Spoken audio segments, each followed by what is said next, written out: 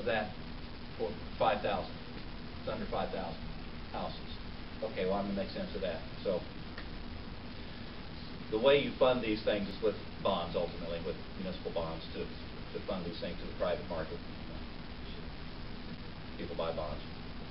And this is what I do for a living. I do financial advisory work for municipalities to create these bond issues. All right, so it takes $5 million, just believe me, minimum, to make an efficient bond issue. All right, so you have to have $5 million. Well, that's a nice round number because it starts at the same number as that one does. So if you have these houses that take improvements of $10,000 a piece, you see where I'm going. So it takes 500 houses in that town to get together enough money to make a bond to fund everybody. Well, that might happen once and you get everybody really charged up, you know, and have some of them wait or something. This is not a market program, what I'm getting at. It's what I was saying before, it's not McDonald's, you know. But anyway, you get 500 of them, and then you get 500 more of them, maybe in 5 years or something. But essentially, you're done with that town. You're done because it just takes too long to get these things together to make a bond issue. It doesn't work. So you, in banking terms, and you've heard this, or insurance terms, you've redlined 80% of that community. So it doesn't work. I can't think of any policy maker for that community or any community who would say, oh, okay, you know, make it done. It doesn't work. It doesn't make sense. Okay, now I'm ready. Maybe we'll get on that now. Okay. So here's a map of Missouri. It has all these counties, and you see that top number up there. Those yellow ones don't even make 5,000. So most of our counties in the state can't even do that together. Okay. So now let's start trying to gather some people together, draw these lines and stuff. All right, and you're getting some bigger numbers. So would you go to that next one? All right. So here are these lines. Well, it turns out that these lines that were drawn represent a system, a political government system in Missouri that's existing now. And this is the Regional Planning Commission system. I don't know if you know about those, but anyway. Our Mid-Missouri Council of Governments here, I don't think that's what it's really called, is it? But anyway, it's the Mid-Missouri Regional Planning Commission. This is an area where all of our communities work together. They have a planning organization called the Missouri Regional Planning Commission, and they all cooperate together. All Columbia, Jefferson City, Fulton, Booneville, the county, Boone County, Cole County, so on, Howard County. This area, all these municipalities work together for the purpose of sort of complicated programs. Oh, they do homeland security work for communities, Department of Transportation grant work, and so on. They do these sorts of functions that a lot of communities can't do on their own. You know, they don't have staff and so forth. So this occurs to us that it's the perfect system to do this. Well, I say this doesn't mean anything to you, but I'm just saying what happens here is that we have a system that will help us. Freeport can't do it by themselves. We can't do it by ourselves. Columbia can't. Jefferson City knows they can't do it by themselves. But they, even knowing that, understood that somebody had to start the ball rolling. And so they were willing to do that. They did the work that it took to create the Clean Energy Development Board. And now we have a board. The board understands that it, by itself, cannot have a successful program. But it knows that it has neighbors, and it has people in its region that it cooperates with now. So the idea is, and we've already done a good deal of work on this,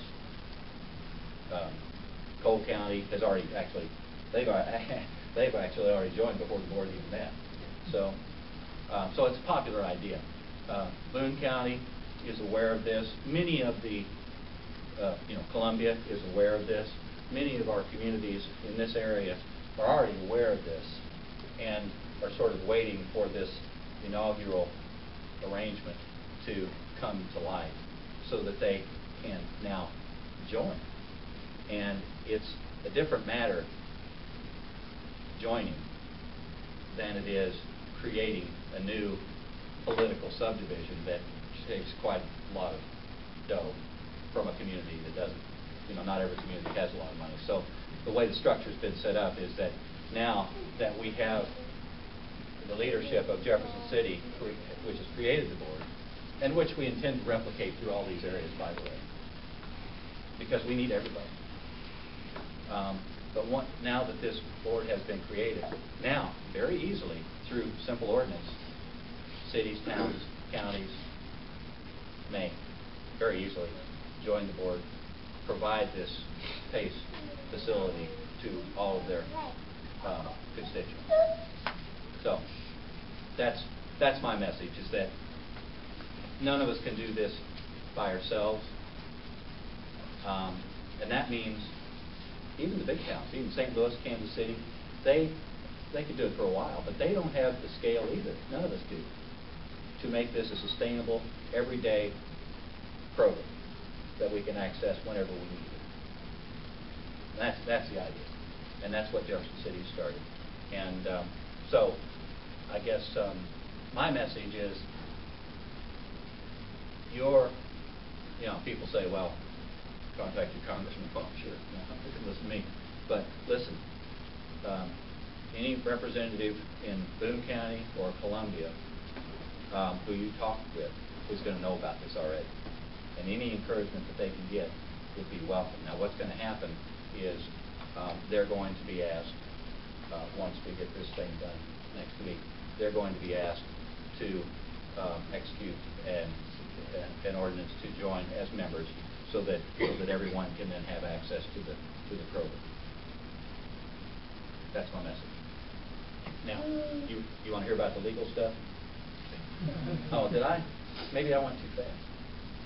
The legal stuff is really pretty good, right? Okay. Thank you, John. Wait a minute. Okay. Maybe I can make that a little smoother. Yes, ma'am. I'll take a question. So I actually live in Callaway County. Yeah. Area. Yeah. So who do we call and who do we Just write? call Doc Kreitzer or one of those guys over there. Okay. They already know about it. Just call them up and say, Call them. Okay. Doc Kreitzer or whoever your commissioner is. Dr. County. Are you live in Holt Summit? No, outside. Yeah, yeah. So, Dr. County See, the Commissioner. counties can only deliver the unincorporated areas. Right. So, yeah, call the commission. Just encourage them to Yeah, get on and board they already with know that. about it, and they've got a specimen ordinance. I don't think, what's going to happen is, once we get this one going, that all of the members of this, of this area, which they deal with them every day, are going to know about it, and it's no skin off their nose really to join. I would just jump into the politics being what it is. It's important that the election officials all know that it's not really Jeff City's organization. We don't control it. We've set it up. Right now, we appointed the first board because I don't want anybody else. But it's designed so that as each member comes in, each member gets a vote. So now that Cole County's in, Jeff City only has 50% of the vote. We can get to Columbia and or Callaway County, and we'll go down to a third of the vote. And that's the way they work. Because, and really, the other good thing is, from the city's point of view, it costs us nothing. Even the one job that we were talking about creating, we didn't create. It costs us nothing at all for the city to run this, because it's self-sustaining. And it's not coming out of city tax dollars at all. And that would be the case for Any other. Callaway County could jump in and decide sending somebody to a meeting, that costs money. Right. And in fact, the way we've set it up is there will be 5 members of the board who actually will do the business of the board. And all the other entities will basically be, if you think like in terms of like the national election, they're like the electors. And so they'll all get together and pick who these 5 people are. but the county or the city doesn't have to necessarily pick anybody that's going to be going regularly to meetings. In fact, we envision when this gets large, there'll be 15, 20 entities in it. Most of them won't have somebody from their town attending those meetings. But we really don't want them to, because the people attending the meetings are really, it's not a decision-making thing, it's a working.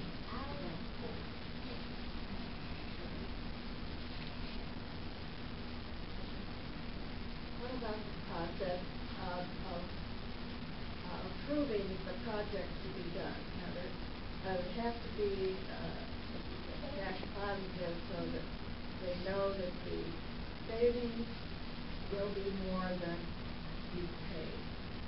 And somebody has to decide that those savings are really going to happen before the project's done. So who do you have in your board, or you haven't gotten to that stage yet? But there has to be a very knowledgeable group to analyze these projects. It can't be up to the individual to decide that, oh yes, it's going to pay off. Because it's the bond, it's the board that is responsible for this money working out.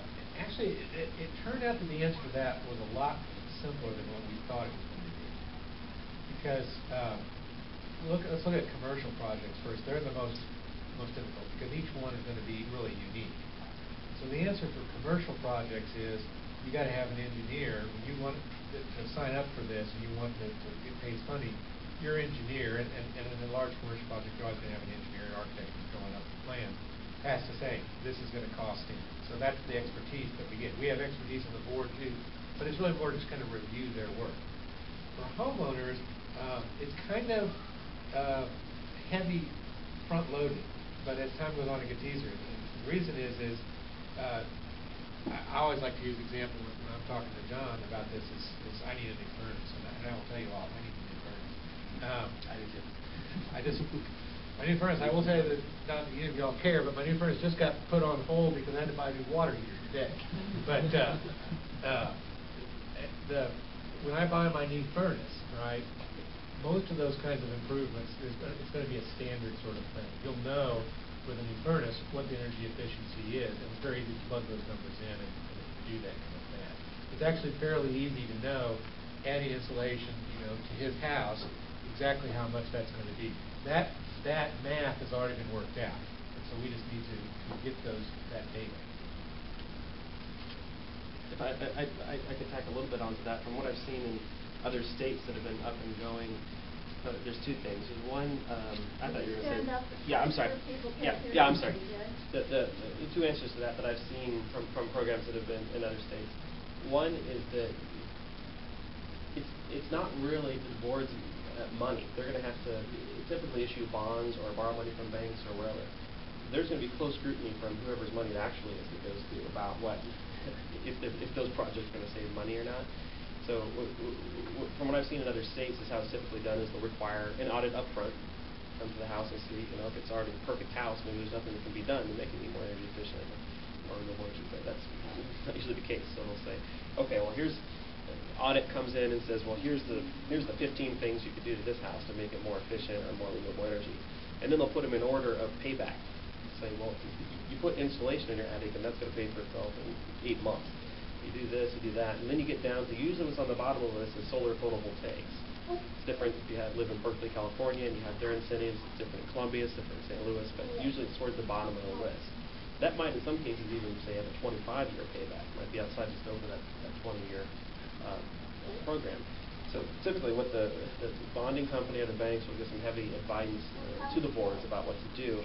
But at the end of the day, you want to participate in the program, you get an audit, you get these projects, and depending on how you have it set up, hopefully we'll have some continuity across the state and across these different boards. But the only reason you might end up with photovoltaics in here is maybe you have a 1, 3, 5, 7, 9, 15, and 25-year payback on these different items. Well, if you do all those things, maybe they end up with a 14-year payback. You can end up with a 20-year PACE program, and it's cash flow positive. But you've got to have those stipulations involved, energy audits up front, the verification afterwards to see that it actually happened.